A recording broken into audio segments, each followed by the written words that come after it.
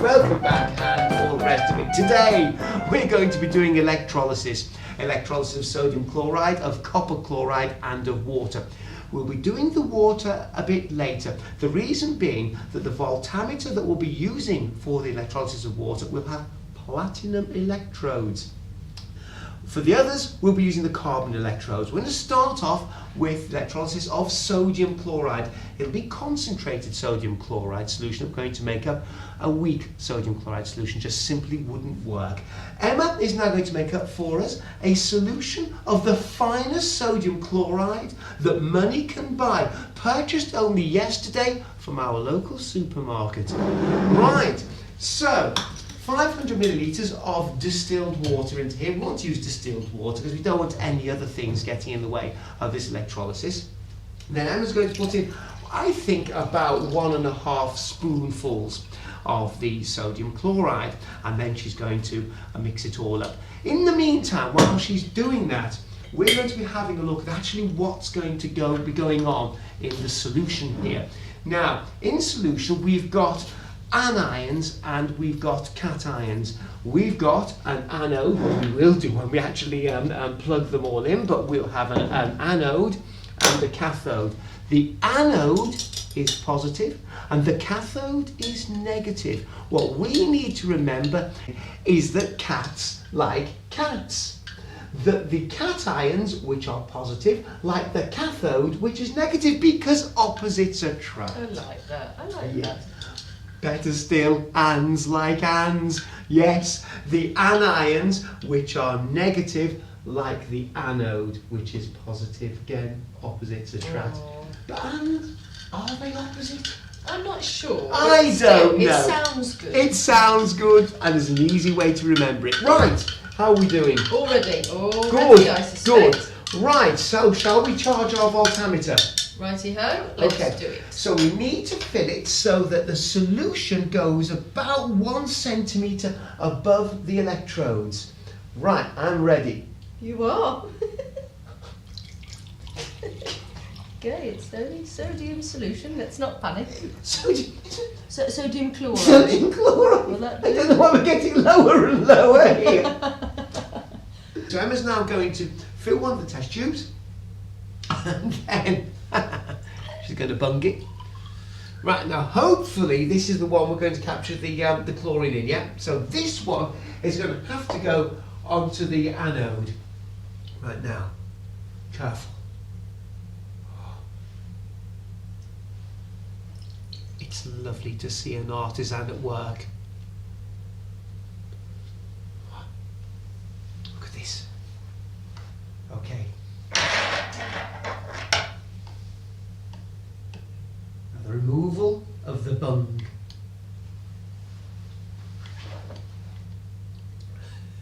With the Oh, there it goes. It's on its way. There we go. This one escaped. Dexterity in action here. Oh, I can't get it out. Oh, dear, oh dear, oh dear. Dear. Right, oh, you. God, do you know I can't stand the excitement anymore. It's really hot in here right now. Oh,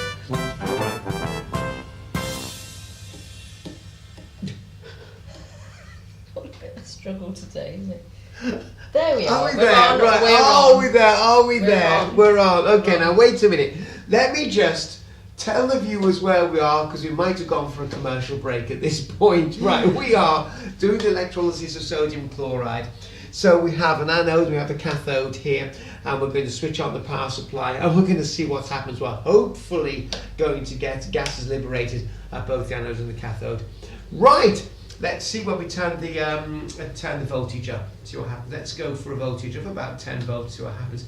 Immediately, you can see gases being liberated at both the anode and the cathode. At the cathode, we're going to have sodium ions and we're going to have hydronium ions making their way. One of them is going to be liberated and one's going to stay in solution. And this depends on the reactivity series. As we've got here, sodium is more reactive than hydrogen, or the hydronium ion. Therefore, it will want to stay in solution and will liberate the hydrogen ion. On the other electrode, at the anode, then we have the chloride ions and the hydroxide ions. What you will find is that the halide, the chloride ion, will always be liberated in preference to the hydroxide ion in this case. So there we have it. There are our battles, and let's see which one will win. We expect hydrogen here and chlorine here. We'll see. My money's on hydrogen. In the electrolysis of sodium chloride solution, otherwise known as brine, the reactants are sodium chloride, or common salt, and water. The products are hydrogen gas, chlorine gas, and sodium hydroxide solution. The three cations in solution are hydrogen, which actually move around as hydronium ions, and sodium. The three anions in solution are chloride and hydroxide. When a voltage is applied to the electrodes, the cations, hydrogen and sodium, will migrate towards the negative cathode. The anions, chloride and hydroxide, will migrate towards the positive anode. What happens at the cathode depends upon the position of the cation in the metallic reactivity series. The less reactive cation will be liberated. The more reactive cation will remain in solution. What happens at the anode depends on the simplicity of the anion. The simpler anion is liberated. The more complex anion will remain in solution. Therefore, chlorine gas is liberated at the anode and hydrogen gas liberated at the cathode, leaving sodium hydroxide in solution. At the anode, the chloride ions lose electrons, combine in twos and are given off as chlorine gas. At the cathode, the hydrogen cations gain electrons, combine in twos and are given off as hydrogen gas. So, at least one of the test tubes is now nearly full. So we're going to light the Bunsen. We hope this is hydrogen. We're going to test it. Let's see what happens. Not very good at this test. All we need. There we are, straight out, quick as you can.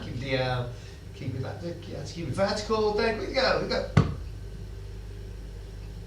See, it doesn't work for me, but I do have a flame in a glass. You have a flame. Never works for me. Unbelievable. That is the worst squeaky pop I have ever seen. Try again. Let's load it up and try again. So let's give this the test here, the squeaky pop test. Let's see what happens. Definitely hydrogen. Now, the test for chlorine, what we're going to do for this test is we're going to dampen a little bit of blue litmus. We're then going to just present it to the chlorine. Hopefully the blue litmus will turn red and then be very quickly bleached. So let's have a look. Now the key here is that Emma's got to bung up, if that's the right word, the test tube so the chlorine doesn't escape, and turn the test tube over. The chlorine is actually heavier than the air, so it should then settle into the test tube itself. And then what we can do is dampen the litmus, take the bung off, put the litmus in, and hopefully we should see it being bleached. Right, bit of moisture going on off camera. Here we go. There we are. So you can see the blue litmus has been completely bleached. There we are. Right. We've now completed the electrolysis and we have liberated our hydrogen gas and our chlorine gas. So what do we have left? We've got the sodium hydroxide. I'm going to test that now with the phenolphthalein test. That should show that it's alkaline. Right, over to Emma here for the phenolphthalein test. How much of this would you like me to Just a take? couple of drops and you will see. A couple of drops. Right, okay. And there you can see very clearly that we have an alkaline solution, sodium hydroxide. Right, that just about completes our electrolysis of sodium chloride. So we will be back with copper chloride very shortly. We'll see you soon. Cheerio.